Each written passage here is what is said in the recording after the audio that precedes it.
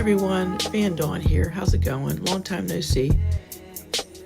As you can see, I'm just giving you a quick view of my current build. The only build that was made in here, the custom build, was the bed platform.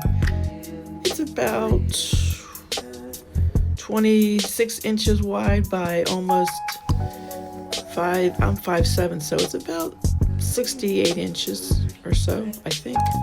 65, 68 inches.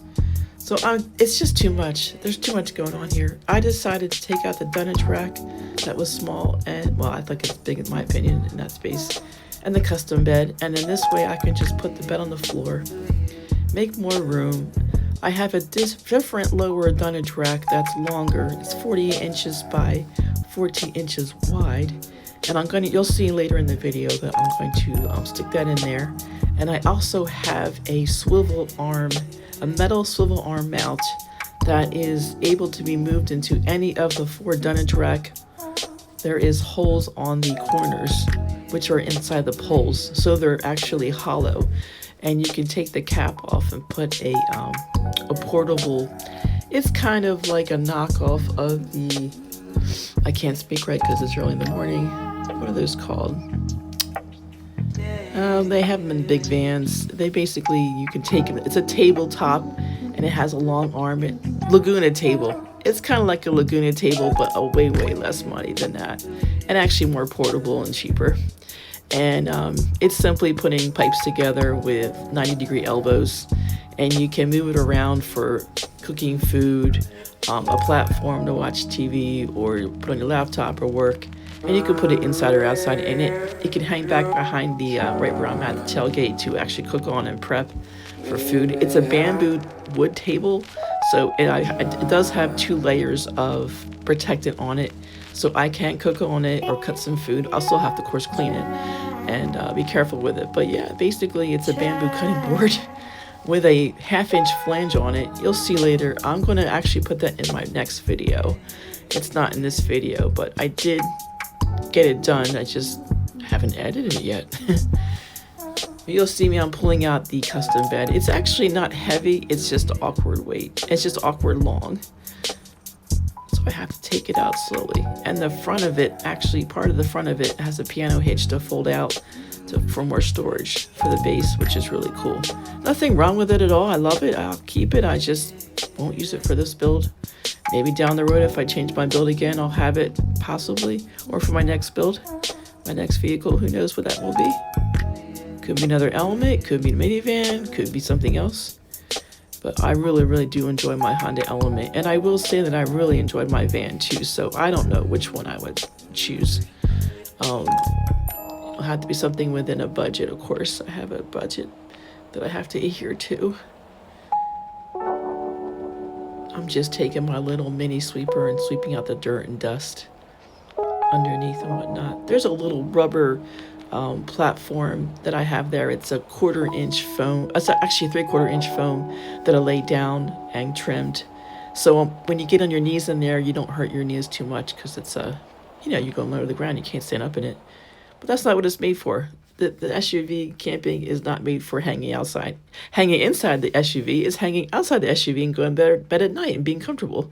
That's what it's all about. It's not hanging in your SUV all day and night when you travel the country.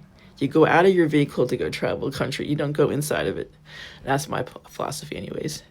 So there is a rug, a brand new rug from Amazon that's washable. I was debating on which side I wanted to roll up the corners. It was just a little bit too long on the one side in the front, but I was able to work it out. I think I ended up moving it to the other side anyways, which is fine. I'm going to put my bed to the right-hand side of the vehicle on the passenger side, so I ended up rolling up a little portion of the rug, not much, that had the overabundance of it, I should say.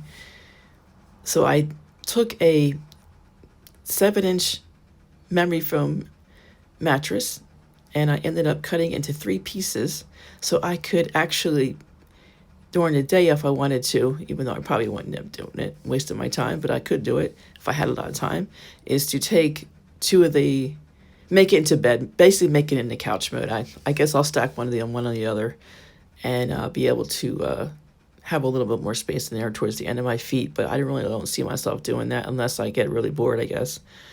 And I'm not too bored when I go away because I end up hiking or kayaking somewhere or cooking food on the back. I don't know. I might do it because I don't want to get anything dirty on it. So it will have a mattress protector on it, but even then, it doesn't matter. Stuff can splash easily, as you know.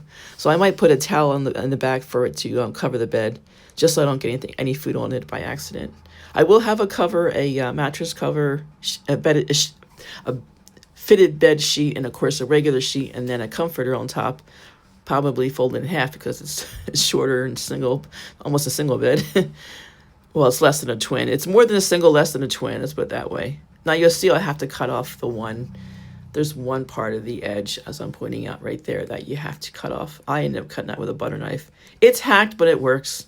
I'm not going and buying an electric knife, guys. Sorry, I'm cheap. I'm not doing it. That's all I got to do is, you know what it is, that rear wheel sticks out like any other vehicle I've run into. And here I'm just showing how I'm going to attach I have attachment points in the Honda Element. They have really great attachment points. And I'm just showing you what the Dun & Direct looks like. It's a nice green, like a medium green, instead of being all black or silver. I love it. I love colors, so it's just showing the attachment points that are there. I'm going to take some zip tie cords at different lengths and attach the legs and secure it so it doesn't go flying if something should happen. Or, you slam on the brakes because some idiot's on the highway and you have to do what you have to do. You have to slow on the brakes. And there is my solar lights at nighttime. So if anybody walks by or an animal, or you can put it underneath your vehicle. They're great for keeping rodents away from your vehicle. Any kind of light underneath your vehicle at nighttime, whether you're in a campground or even especially if you're boondocking, and not at the Cracker Barrel, but at any kind of boondocking forest, you can put them underneath to keep the critters away. And there is my Joy Tudas fridge, which has been wonderful. I think it's a 22 liter or 20. And that thing has been awesome. I even used it when I had surgery at my sister's house. We kept the fridge there, plugged in with my other big fridge for van life. Ironically, it worked really well, instead of having this huge fridge in the room. And they work nonstop, 24/7, perfect. So I totally recommend those two. I'll tell you the brands later. One of them was Joy Tudas. The other brand, I think, is Appy Cool, but I have to double check on that. Yeah, that one's a Joy Tudas. It's really a wonderful fridge. I've had no issues. I've had it for at least 5 years. I can say that I totally would get another one. No issues whatsoever.